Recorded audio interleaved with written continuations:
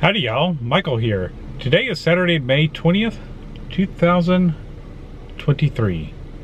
Still trying to make sure I don't mess that year up because I'm gonna do it one of these days. Well, today is our annual drill with the Coast Guard. This is actually the second annual one we're doing, and we'll be a guest as well, filming to see what they're doing during their drill. It's probably going to be a similar drill, but they're actually probably changed a few things to make it function better, and may throw a few items we don't know about that's going to happen. So that's just part of an exercise. Whenever they do an exercise, they're not going to tell you everything about it, but let's go check it out together. Come hang out with me.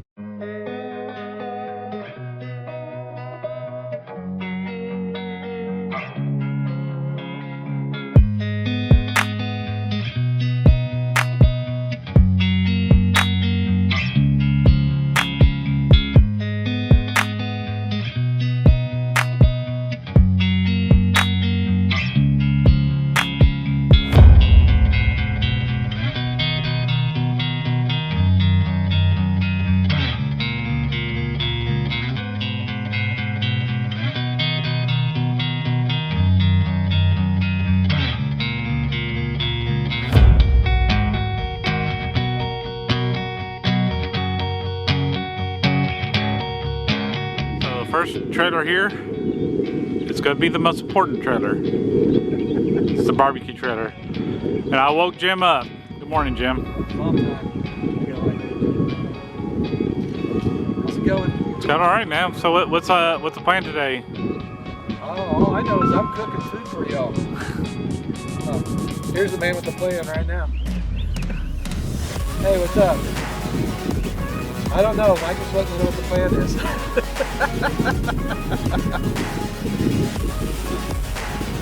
I can use coffee. Yeah, straight black. At the end of March, we had a horrific storm that came through here. Radar indicated 80-mile-an-hour winds coming into the Colony area. We're near the Colony. This is Pier 121. And you can see the roof damage that happened with that storm. That's a pretty glaring sight there. They've done a lot of work on the pier here. I still see some poles that are kind of cattywampus, I guess. Is that the Louisiana term for it? I think so. But this whole area got torn up horribly bad. You can still see some damage, especially with that roof hanging down there. Right there. What's down there? Yeah. Oh man, that's pretty rough right there. But that's what 80-mile-an-hour straight line winds will do. And apologize if there's a lot of wind noise. I have my wind muff on my camera, but it's pretty windy here. It's kind of chilly for May 20th, 2023. 65 degrees right now. Yeah, I think the high today is supposed to be 78. Which is great for me. Oh, that's perfect. That's perfect barbecue weather. Oh, I know. I'm not sweating this time. Jim does competitions here, show us your tattoo or your shirt and tattoo right there. So he does competition barbecuing here, and this is one of his trailers. And this is a very nice setup here. So yeah, it's a concession trailer. Is what I bought it down in Waco. It's got a full 3 sinks and a hand wash sink, and then we've got two Cambros to keep everything cold and hot. Wow! And then our prep tables, plenty of cabinet space. Right. And out here on the back porch is the smoker and generator. This is like a really nice, is this considered like a food truck? It's a concession truck. A concession truck. So, and this is the smoker right here. Yeah. And you can barely see smoke coming out of that tube right there. It's slow smoke. And then we got a 7 kW generator. Gotta have the best, you know. Yeah, the Honda. Do you do this for a living? No, I don't do it for a living. I do it for fun. He does competitions. Yeah, Do you have a regular job too, or are you? I do. Yeah, I have a regular job. Oh, wow! I have to have a regular job in order to afford the competitions. Yeah. Because the competitions are about $1,500 each just to go. Oh, wow. Just Yeah. Oh, wow. We got Goliath out here slowly setting him up. We're with Vicki and Mike from Denton County Office of Emergency Management. Can we put the towers up for our comms vehicle here? Got a couple of the towers up. Looks like there's Georgetown off in the distance.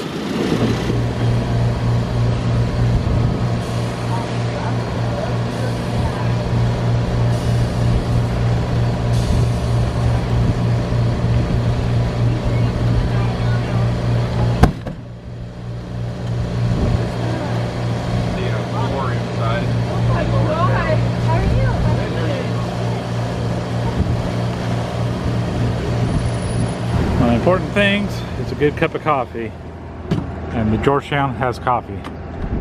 Get everybody signed up here. Get this exercise rolling. Over there is the Silver Air Patrol. We got our Coast Guard people here, the Coasties. We have the Denton County Medical Reserve Corps. We do have CERT teams out here. I believe some of them are going to be participating as the victims or the survivors.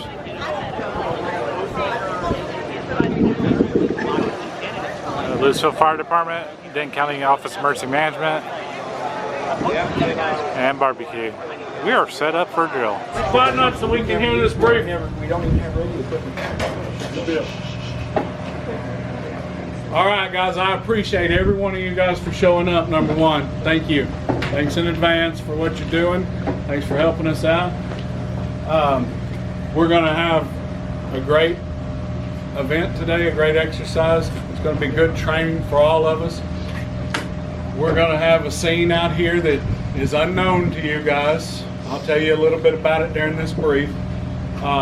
Volunteers, especially thank you to everybody that's volunteering from CERT. They're going to be our victims. MRC too. MRC and CERT, they're going to be our victims from Denton County and from Bedford. Sir, people back here can't hear you too well, sir. Man, come in the center. All right. Do we need to connect the speaker system? I needed to, but okay, can you hear me now? That's better, sir. Stand up! Stand up! If you can't hear me. So, we're running a little behind. We were waiting on everybody to get over here, so we're going to try to make this real short and brief. The scenario is going to happen on the other side of that island. We're going to have some drone footage. We're going to try to put it up on a screen on the other side of Goliath. Everybody knows what Goliath is out here? This big massive truck over here is Goliath. It's a big Winnebago, you can't miss it. Yeah. So if you don't know, Goliath is right there. We're going to try to get a TV set up with the drone footage on the outside. So anybody that wants to see what's happening on scene can go over there and see that. The scenario will start probably about 10 minutes, 15 minutes after this brief, after our patrol boats get out on patrol.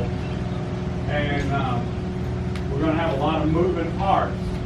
So we're going to use where the medic is over here, it's going to be a triage area.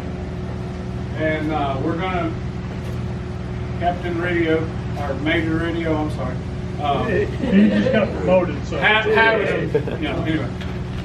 Major Radio, I'm going to send some of the MRC and CERT folks with you to help out with the triage area. So I'll get them with your folks if you can facilitate that, whoever needs to do that. We're gonna move the victims from the boat ramp to the triage. Once they're done at triage, they're done. Okay? We're not transporting anybody from here. We're gonna get some training out of this. The triage area is simply for you guys to get a little bit of training, for Civil Air Patrol, for us, for everybody to get some training. Because in a real life situation, we would probably not use the triage area as much. With this many victims, we would use it a little bit, but we would shove a lot of people in ambulances and go, so. Is there anything that I'm not covering, Jeremy, that you would like Safety officer, Bob, if you see something that's unsafe, Bob, where's our operations? Operations for on the water or? No, you had somebody for ops. Who? I do. Brad Lambert, Chief Captain Lambert. Captain Lambert will be operations out on site. On site. Nick Wilson, where'd you go? How many people can I fit on your? How many are you thinking? 23? Sure. Okay. Safely? Yeah.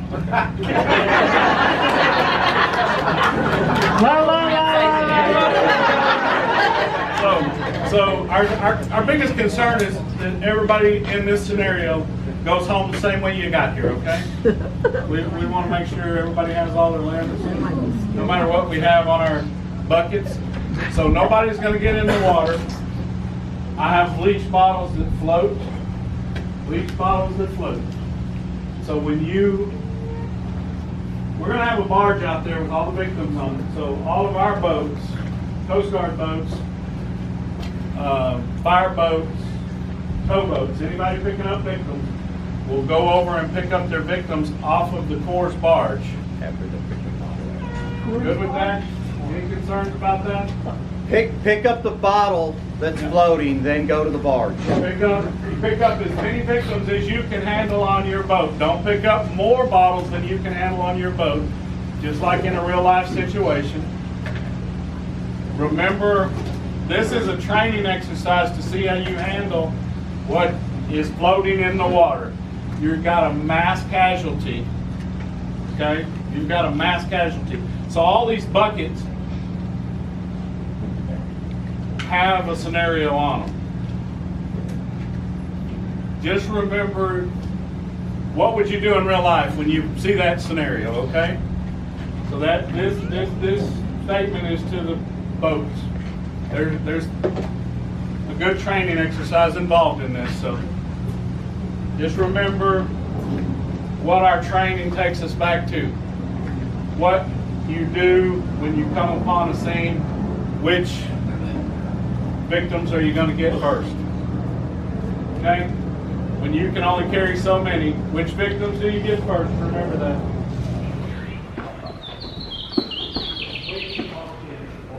We're heading to the film boat here. It's Pier 121, Lewisville, Texas. And there has been a lot rebuilt here, but there's still a lot damaged from that storm.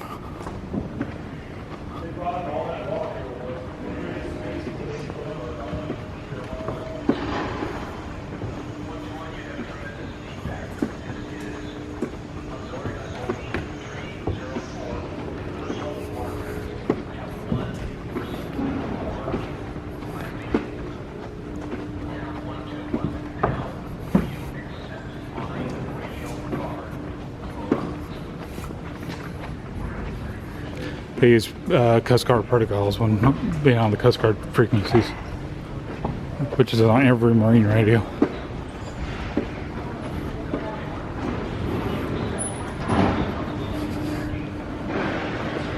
You can see that they're tearing that area up.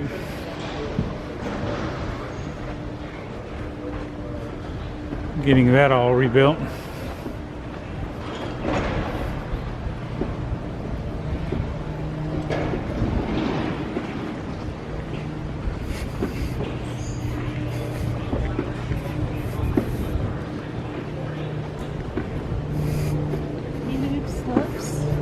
Huh? No.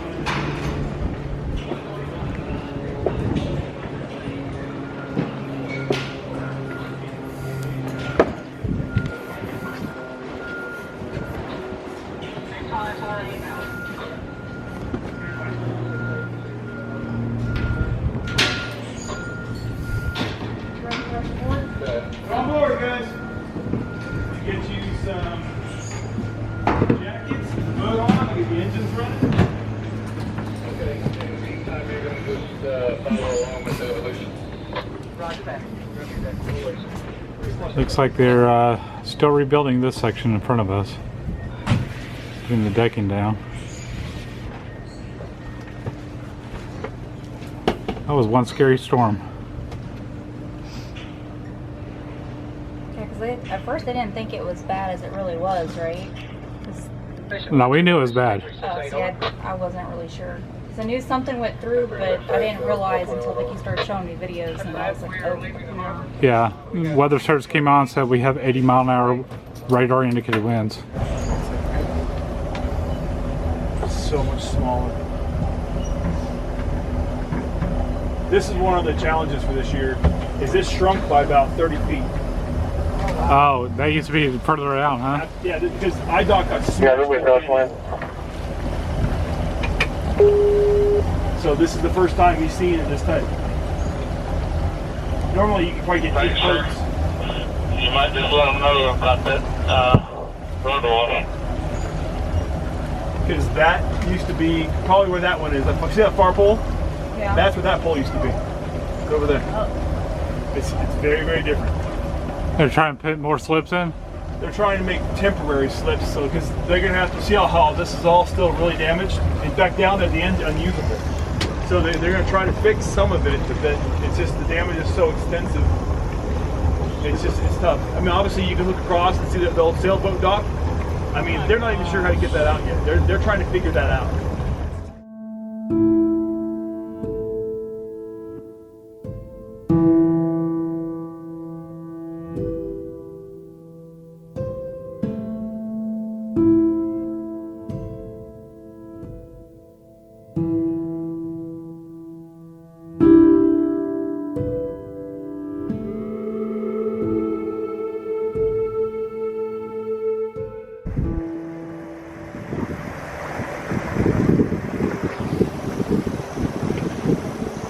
Victoria 739. This is Towboat Intrepid. I have more life vests on board. They're the ugly ones, but I can bring them across if you need them. We all have ugly.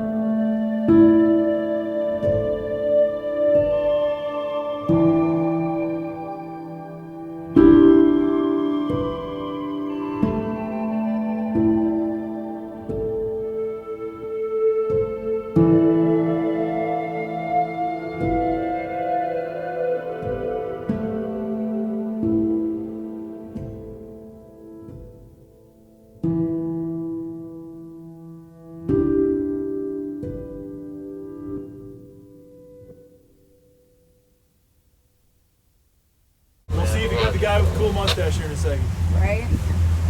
I love how, like, fires brought that back. Kind of a requirement. Like, every few years it, like, fades out, and then it comes right back. Far side of that island. If you said the word island, that's the only local island. It's right there. It's on the other side.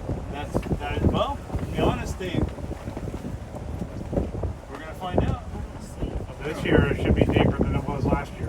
In theory. It was pretty shallow in some places. Oh yeah, we got into some really shallow. Yeah. We, I just want to figure out during where our it's at, drill, so they were walking on water. In fact, there was a miracle when the firefighter carried 5 victims at once. he was a strong man. He was a really strong man. He had all 5 of those people in his arms. He had muscles. US.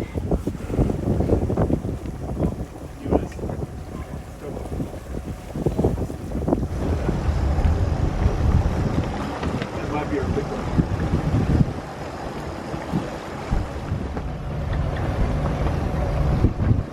They all just come a long way. Eventually, when So that's a barge full of our victims there. So the concept is she'll be able to keep away from And they are not going in the water, but we do have the bottles that are going to go in the water to be victims. She can drop the anchor and just wait for help. There you go. So And also, if the flag is in your way, go ahead and wind it up and put it downstairs. So that way it doesn't hamper your photographs. No, we like it. I'm all for it too. So I just want to make sure I give you the best experience I can. I use both of these flags extensively on my videos. That cove is shallow, and you just heard them talking about it on the radio. They're turning the barge around, putting them in deeper water. They'll make it easier on us. So.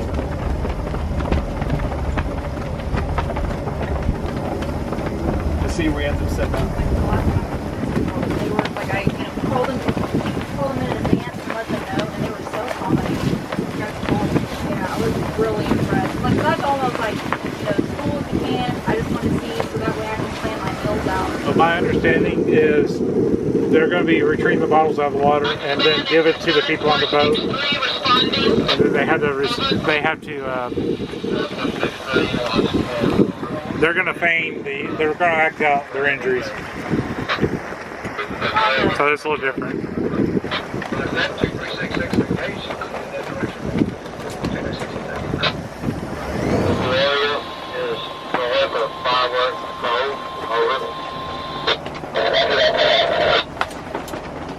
Is it starting?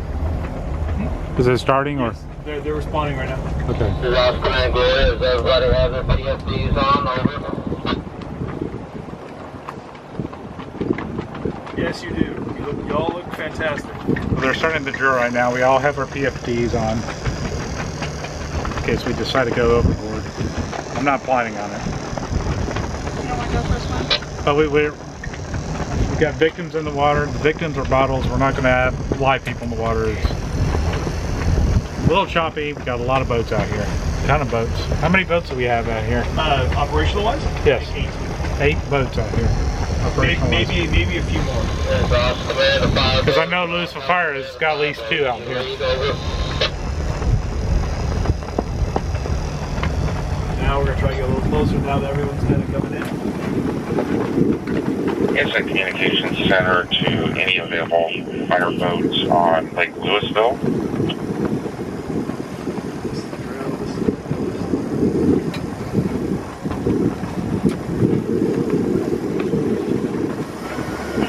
Rescue 162 Louisville.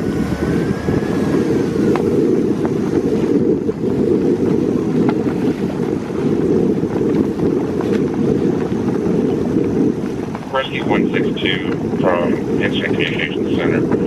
We received a report of a Mayday. The Gloria is taking on water. This is part of an exercise. It is sinking.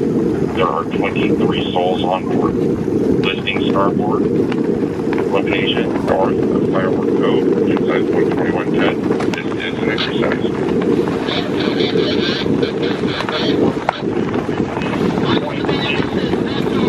Okay, we'll be en route. Copy, Rescue 1-2, you are received. Timeout 10:26. You've got an 18-minute delay. Rescue 2 received. Along the same. Most casualty incidents, we had multiple people in the water. Looks to be appears to be about 20 souls in the water right now. We're going to start off with 10 ambulances. We will be standing by, and Boat 168 will be operations for this incident. Boat 168, receive. You indicate multiple in water, approximately 20 souls in the water. Request of 10 ambulances to be en route and establishing operational command.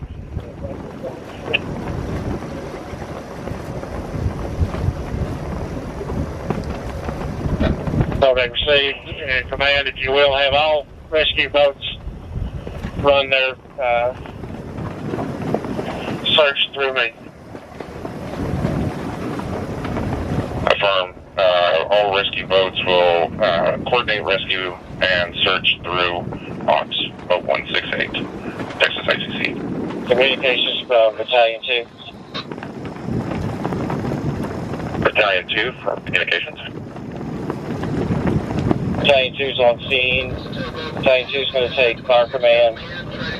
Boat 8 will be moving to operations.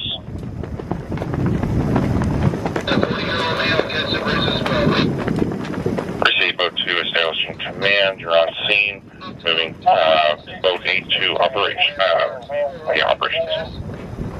We also have victim 32-year-old male. No breathing, no pulse, non-responsive. We are performing CPR at the moment. This is the drill. Command operations from operations. Good, okay.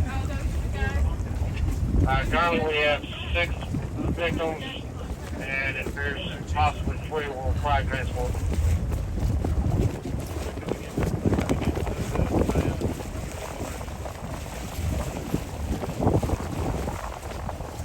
Man, we've got 3 years flying, transport.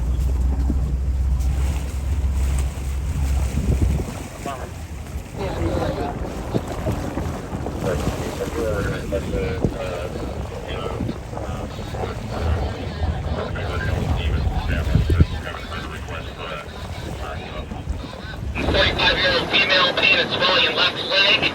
Also bringing in 36-year-old female, pain and swelling in left forearm, as well as 25-year-old male, exhaustion from treading water. 654 right out. Patient 4650, I have a 32-old male, major lacerations to neck and head, performing stop the beat. So are they offloading people Yes. off? Okay. Yep. The barge is holding all the victims, Okay. all the real victims. Once they're on the boat and they start treating those victims for the list of issues that were on that they're supposed to. Okay. Those victims are reading what's on the bottom, they're acting it out. Yeah. Exactly. Now you got a cert drill, we actually start screaming at the people rescuing us. Start groaning with the pain, freaks them out. There's an advanced rescue class, scuba diving. Yeah. And they do limbs amputation, real like simulator of life, all 9 yards. Yeah. I had like a back injury on one, and they picked me up in the mega mover. And I was like, oh! Some of them almost start crying. And swelling. Also has 25-year-old male, exhaustion from treading water, as well as 35-year-old female, pain and swelling in left leg. They pulled at least 25 people out already. Here's one of the Coast Guard boats coming by.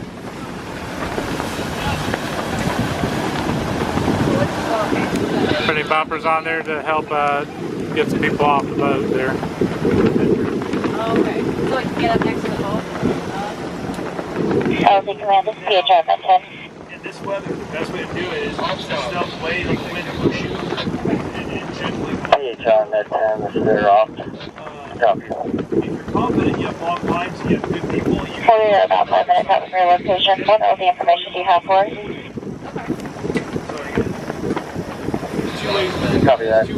We're going to land you on the boat ramp landing, or the boat ramp area. The couple of fire department vehicles, a medic, and a couple of command. So we're listening to some of the radio traffic coming in between PHI and command. They're getting ready to land a helicopter out here for transporting some of these victims. I'm not sure if somebody's going to actually get to fly this time.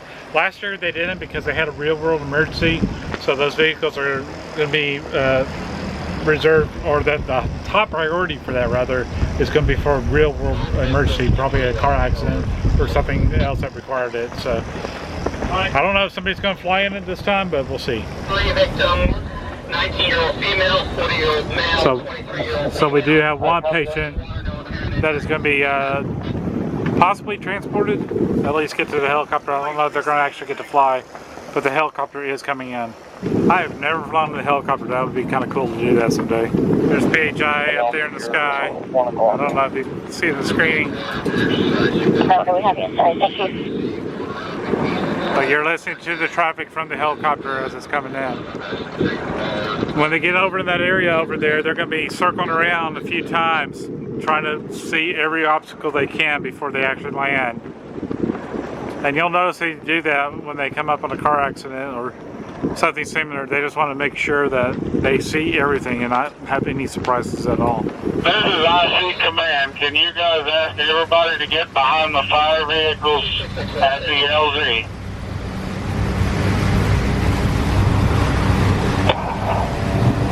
got it. So he's starting to circle now.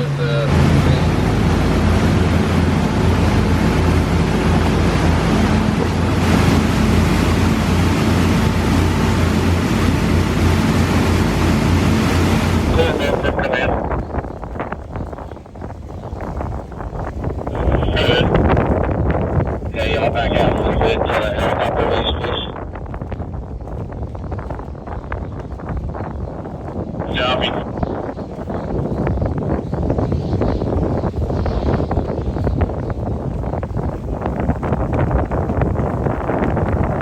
that's me and Joey on the ground. We're going to be taking off here soon. Kind of backing up a little bit. Ways are a bit choppy here, so.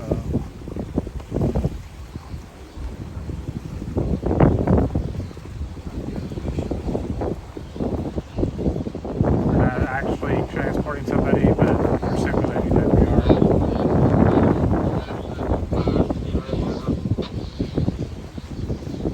She does helicopters will have a paramedic, pilot, and a flight nurse. Well, not the pilot, it is a paramedic. Not always. I don't know if there's an exact setup. 4650, please repeat that.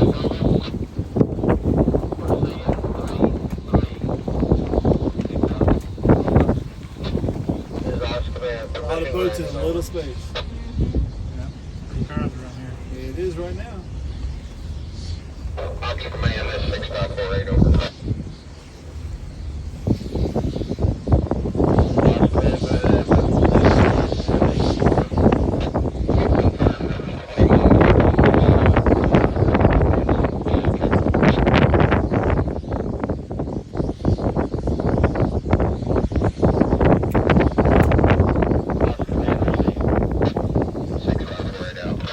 And my gimbals is doing as best as we can. Because this boat's really rocking. Have any other dates for us?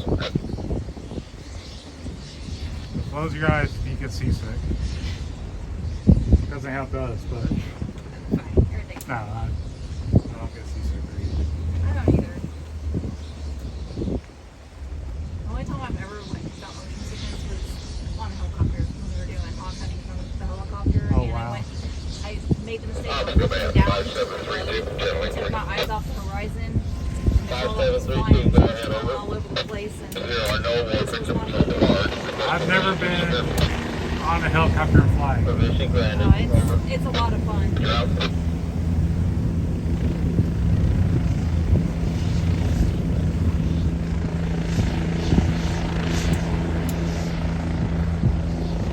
Captain here doing a great job looking out for other boats. Wow, that's the film.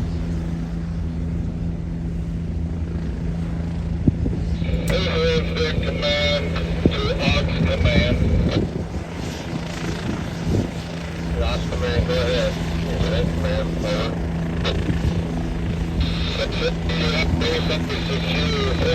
Secure any vessels at this time. And get with me before you secure. Out of command. Receive. 2366 on standby. Okay, 5732. Still on here. Come in over. Maintain. Vessel still 5732. Delta 83, over.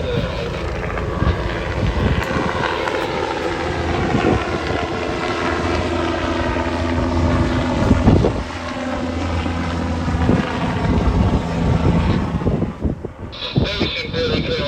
Now you can let the boats come in if they have any more patients unload. Flower pasture. So our helicopter's there amongst the daisies. Here, we'll zoom. We'll slowly. I put on And, sunshade so I don't wrinkle. There she is. Now we're gonna Shade on. have dinner with the crew here. Watch your fingers and toes. There you go. Coming on up. Lots of vehicles here. They're all part of the drill. Can I hit a whoop whoop? Well, hopefully you guys had a great fun time. I know I did. We definitely did. You kept your hands and your toes all inside the rails. No one lost anything. Well, hey. This time, yeah. If you did, I would have yelled at you. My brother has a saying when he brought his sailboat in, cheated death once again.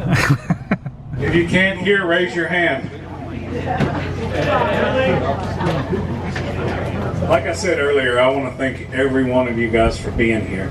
We couldn't do this without everybody and their participation involved in this. So I want us, thank every one of you. It's great training for all agencies that are involved. I think we all got something out of it. So let's get started with this hot wash and let's talk about it. We want to know what we did good, what we did bad, where we can improve. So I'm going to pass the mic to Jeremy.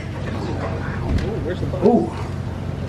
I'm going to pass the mic to Jeremy. I've got some things that I've seen that we could do better, and I guarantee you he's seen them, but we want to hear from you guys.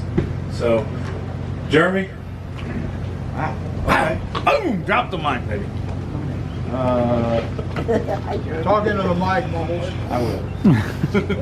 So you want to just... How about we just open up with questions first? How's that? Has anybody got any questions over their specific task that they were given? Anything that you want to add? Bring the mic up. Yeah, anything you want to add as far as your task? Nothing. It's great. Everybody's ready to eat? Yes, sir. I was part of the triage team, Okay.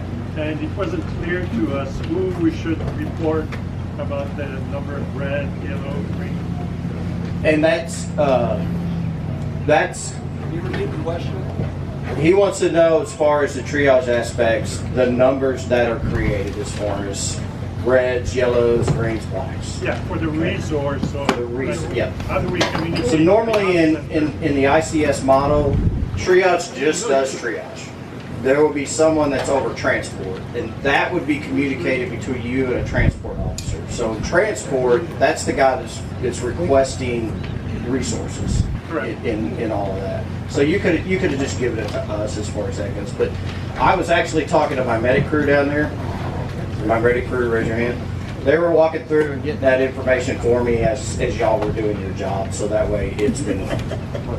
Here's your list. Oh, she has it right there. She had that list. So we had it taken care of as far as that goes. Normally, and I'm not knocking y'all as far as that goes, but normally the guys in the back will be primarily doing all of that on a call like this or an incident like this. But from what they were saying, y'all did a great job. Y'all had everybody sorted as far as that goes. So that's a great question. But there's a transport person that's over transport, finding resources as far as the medics goes, talking to the hospitals on how many people that they can take, and then assigning patients with medics. Okay. Anybody got any other questions on that? Yes, ma'am. Not on that, but I have a question. I was part of the victim, and our instructions were that get on the boat safely, and then we'd be evaluated on the boat and stuff. On my boat, there was no evaluation. They read the jug.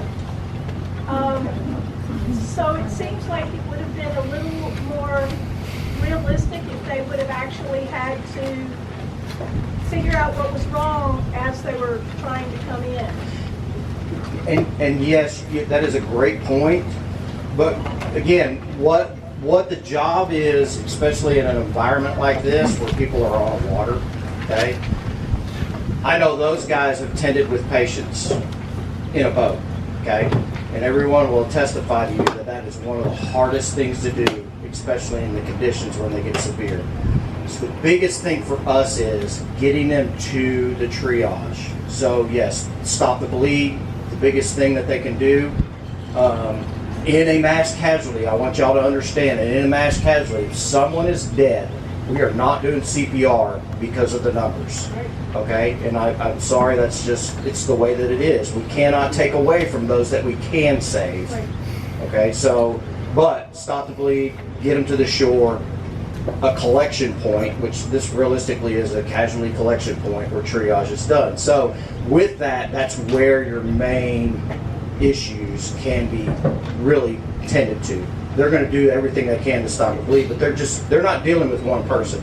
They're probably dealing with 2 to 3 people, so they're going to do that. So, yeah.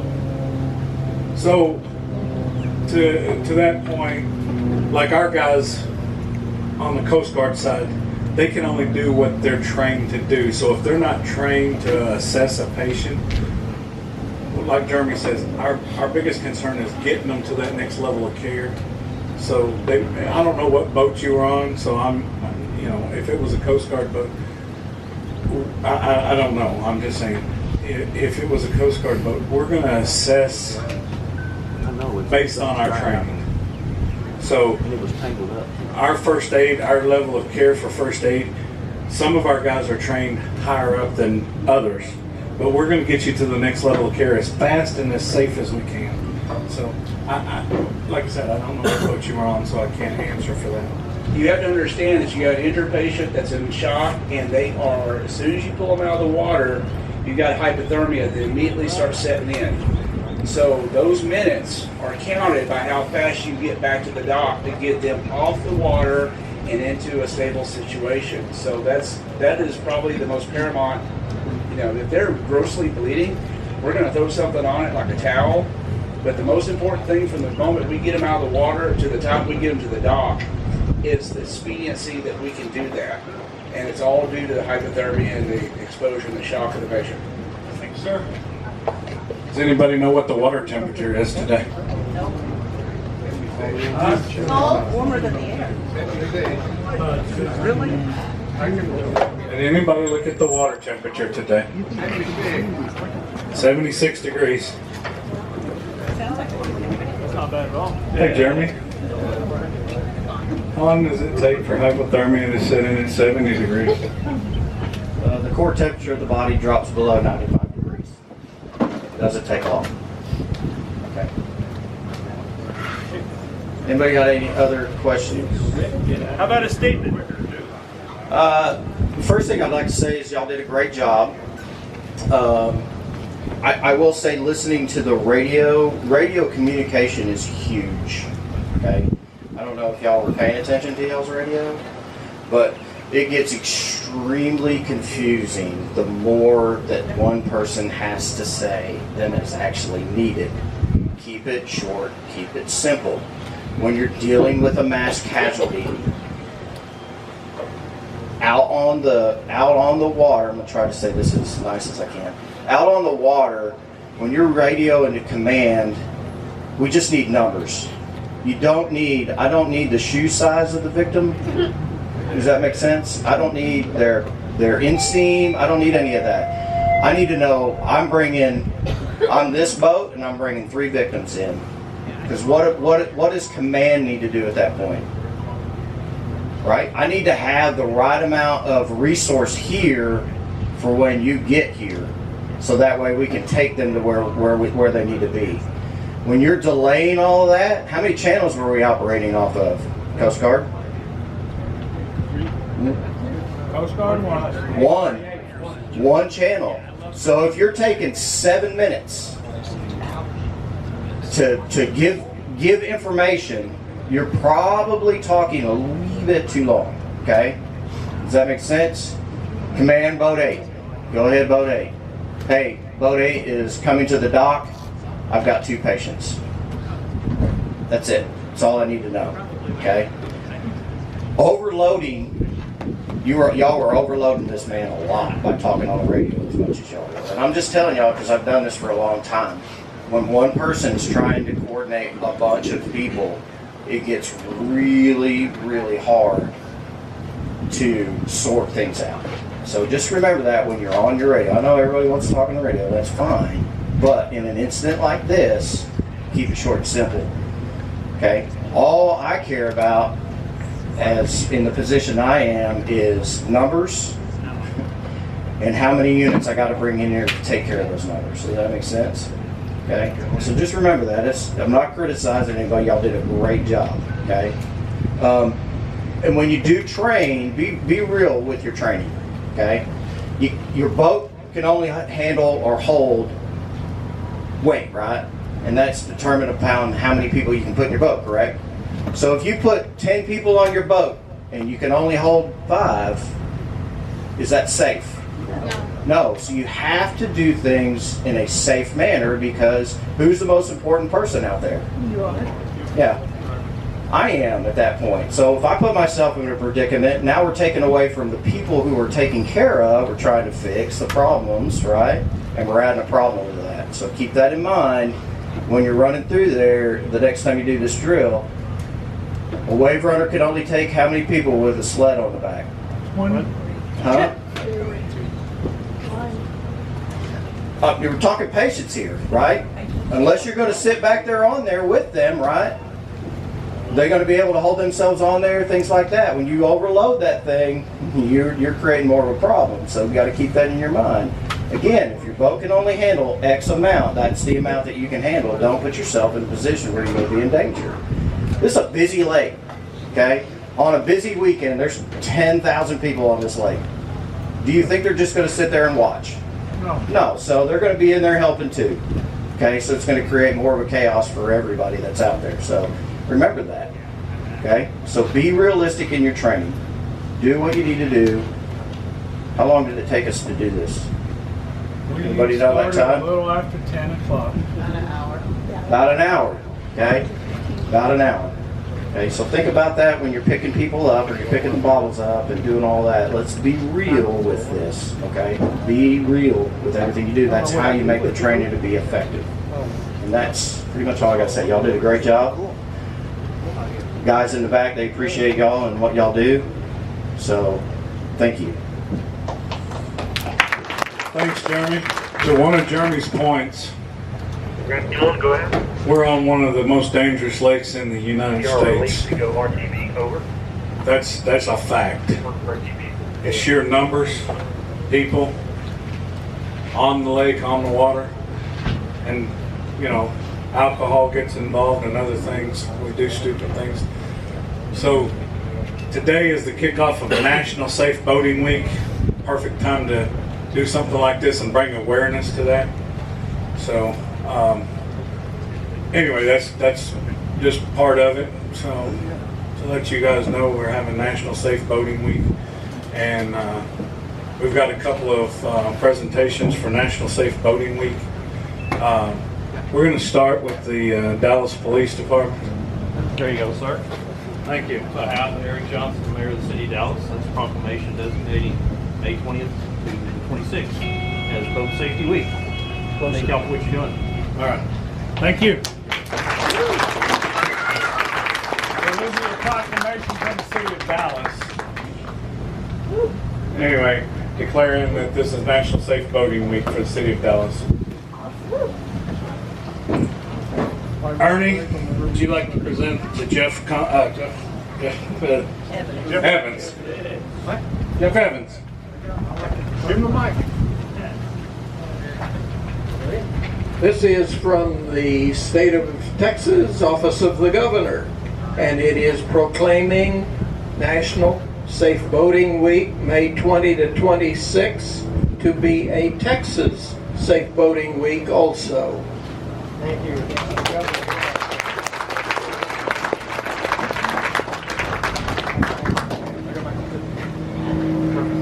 All right, we've got participation awards for the different groups.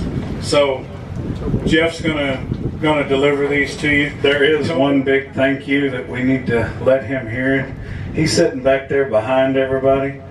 His name's Jim Lavin, Otaku Smoke and Brew. He cooked all the barbecue. He stayed out here all night last night. He cooked the barbecue last year as well. The food was donated by Cisco Food, so I need to mention that. Cisco Foods of North Texas helped us out last year. They helped us out this year. They've been great partners to have as part of our event. And now I'm going to pass it to Major Radio. It always feels odd whenever somebody calls you by a new title and you look around going, who? But I do want to say this.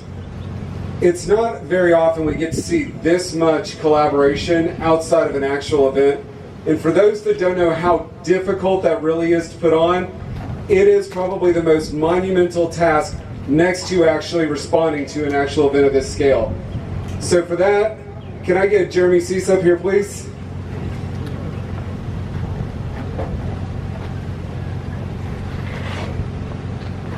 I want to personally extend our deepest gratitude that we possibly can on behalf of the United States Air Force, its auxiliary, and also just the general community that we all serve. It is such an amazing event to be able to do something of this scale, and I wish that we could offer more than a challenge coin to all the work that everybody puts into this. But for those of y'all that don't know the history of the challenge coin, it is something reserved for those that have gone above and beyond and have met a challenge that they didn't know that they were attending in the first place. It is a very long-standing military tradition, and so this is one of our most dear and valued things that we give as behalf of a military unit. And I want you to know that these two people just received theirs from the Civil Air Patrol.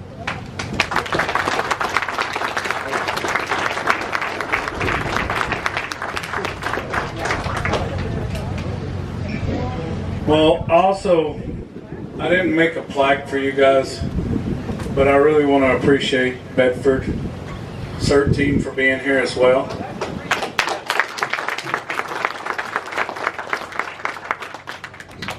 And I think the food's headed out here, so if you guys want to civilly get in line. Not yet! I would like to let the first...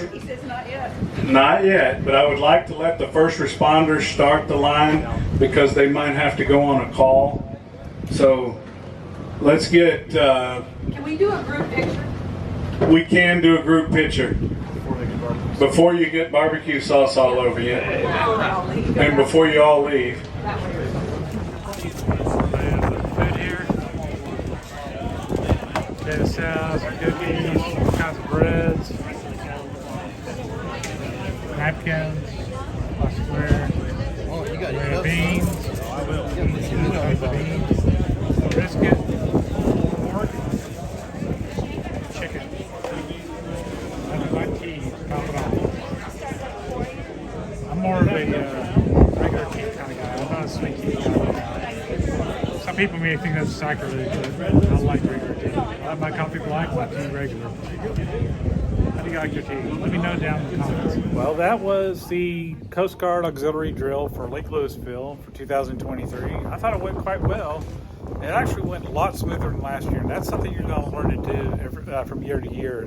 Make it better, make it work smoother, discover some new things, some communications issues, some logistics issues. That's the way you handle it around here. I don't know what I'm doing, but I'm having fun doing it. But for now, y'all take care, be safe, bye.